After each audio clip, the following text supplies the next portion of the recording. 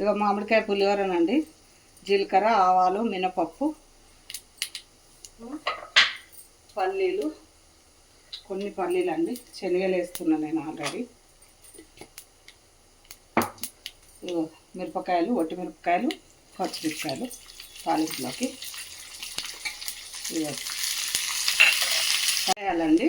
ఇగో మంచిగా మాగినవి, మంచిగా వేగినవి. ఇప్పుడు తురుము వేసుకోవాలి. తురుము అన్నంలో కలుపుకోవాలండి.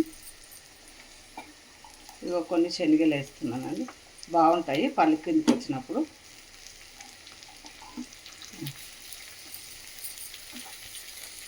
అన్నానికి పులిహోరకి ఇదే మంచిది, ఇది మెయిన్ అండి. ఇంగువ,